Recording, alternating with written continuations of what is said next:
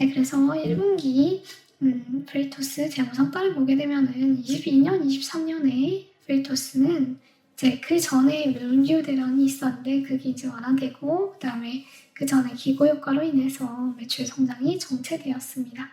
프레이토스 BM은 다 아시다시피 이제 물류의 수요자와 공급자를 중개하고 수수료를 받는 플랫폼 매출과 물류 정보를 기업들이 손쉽게 확인할 수 있는 프로그램의 구독료 솔루션 매출로 구성됩니다. 그래서 플랫폼 매출 같은 경우에는 사용자 수가 증가함에 따라서 장기적으로는 성장하지만 단기적으로 봤을 때는 물류비 변동에 크게 영향을 받게 됩니다. 반면 솔루션 매출 같은 경우에는 구독료가 일정하게 발생하기 때문에 이용자 수 증가에 따라서 단기적으로도 일관된 성장 추이를 보이게 됩니다. 22년, 23년 같은 경우에는 물류 대란이 완화되면서 이제 물류 단가가 감소되는 그런 시기였어요. 그래서 플랫폼 매출의 성장을 제한하면서 이제 전체적으로 성장성이 제한적으로 나타났던 시기라고 볼 수 있습니다. 하지만 24년부터는 다시 물류비가 상승 추세를 보이고 있고 솔루션 이용자 수 성장세도 유지되면서 매출 성장이 더 가팔라지는 추이를 보여주고 있습니다. 그래서 이 배경에는 견조한 플랫폼에 들어와 있는 이용자 수 증가세가 이제 그 배경이라고 할 수 있고 거기에 따라서 거래 건수도 이제 이번 1분기에 25% 이상 증가한 걸로 볼 수 있듯이 건수가 이제 증가하고 있는 그런 추이입니다. 그래서 거기에 따라서 매출 총이익률이 전년 동기 대비해서 꾸준히 개선되고 있고 그 다음에 판관비 지출 같은 경우에는 이제 계속해가지고 감소하는 추세예요. 이건 굉장히 인상적이라고 볼 수 있는데 매출이 증가하면서 판관비가 감소한다라는 거는 결국에는 언젠가 이제 흑자를 달성하고 이익률을 높여나갈 수 있는 그런 포텐셜을 가지고 있다라는 근거로 볼 수 있다고 생각합니다. R&D 지출 같은 경우에도 증가율을 매출 증가율 대비해서 낮은 수준으로 제한하고 있는 상황입니다. 그런 노력의 결과로 영업이익률은 마이너스 100% 수준에서 이제 이번 1분기에 마이너스 68.12%까지 개선했고 순이익률도 마이너스 65.22%를 기록했어요. 근데 이게 좀 낮은 수준, 그러니까 이게 이제 적자폭이 큰 수준이어가지고 좀 이 부분은 우려가 많이 됩니다. 그래서 프레이토스 이번에 컨콜 하면서 애널리스트가 질의응답한 주요 내용을 한번 커버해 보도록 하겠습니다. 우선은 트럭 회사와의 파트너십이에요. 그래서 프레이토스 같은 경우에는 다른 물류 플랫폼 기업과 다르게 항공, 해운, 트럭까지 포괄하는 그런 물류 시스템을 구축해서 제 고객들이 회사에서 공항이나 항구 그리고 거기에서 도착지까지 그 다음에 그 도착지 공항이나 항구에서 바이어 회사까지 운송하는 서비스를 한 번에 구매할 수 있도록 토탈 솔루션을 제공하고 있습니다. 그리고 트럭 회사와의 파트너십은 여기에서 이제 트럭 회사에서 공항이나 항구까지 그다음에 도착지 공항이나 항구에서 바이어 회사까지 운송해주는 육류 물류 이제 서비스를 제공해주는 트럭 회사와 파트너십을 체결했고 이건 이제 전반적으로 토탈 솔루션을 제공하기 위한 그런 움직임이라고 볼 수 있습니다. 그 다음에 운임 하락의 영향 같은 경우에는 말씀드렸듯이 이제 솔루션 부분은 운임 하락하고 별로 상관이 없어요. 구독료는 일정하기 때문에. 근데 거기에 비해서 플랫폼 매출 같은 경우에는 운임 하락의 영향은 받을 수 있다고 생각합니다.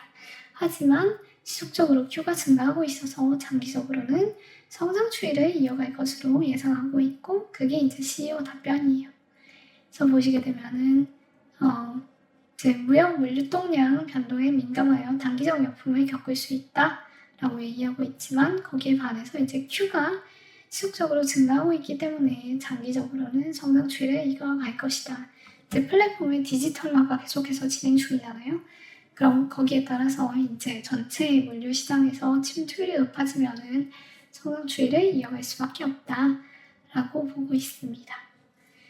그리고 관세 정책 영향 같은 경우에는 이제 관세 정책 플러스 수출 규제도 일어나고 있고 홍해 사태도 일어나고 있어서 물류 환경이 급변하고 복잡성이 높아지고 있어요. 근데 그런 시기일수록 정보의 신뢰성이 중요하잖아요. 그래서 솔루션 구독 매출에는 굉장히 유리한 상황이고 교역이 감소하더라도 이제 현재 오프라인으로 이루어지고 있는 황화 예약이 디지털 전환이 이루어지게 되면은 그런 유기적 성장 여력은 잠재력이 매우 높고 그게 이제 어떤 가격 하락이나 아니면 일시적인 매출 감소 이런 것들을 많이 보상할 수 있을 것이다 라고 보고 있습니다. 그리고 손익분기점에 대해서는 이제 CFO가 이번 이제 분기에 굉장히 이제 부정적인 그런 외부적인 환경이 많았잖아요. 근데 그럼에도 불구하고 이제 탄력성을 입증했기 때문에 25년 가이던스를 유지하고 그다음에 26년 흑자 전환이 가능할 거다라고 예상했습니다. 그리고 경쟁 환경에 대해서는 경영진은 이제 현재 물류업계가 디지털 전환의 임계점에 근접해 있고 그다음에 이런 변화를 선도하는 게 페이토스고 네트워크 효과와 축적된 데이터를 활용해서 경쟁 우위를 강화하고 있다라고 설명했습니다.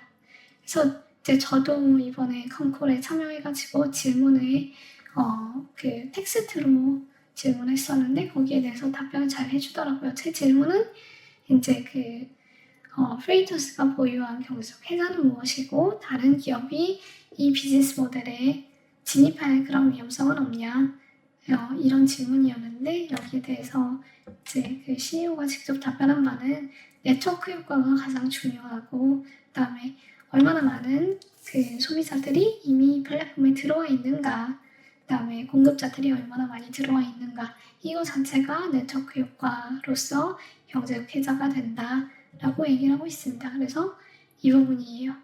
So our network is our customers are the network of buyers and sellers라고 하고 있습니다. 그래서 이제 소비자가 이제 공급자를 유인하고 공급자가 많다는 것이 소비자를 유인하는 이 네트워크 구조가 경제적 혜자의 근거가 된다라고 얘기를 하고 있습니다.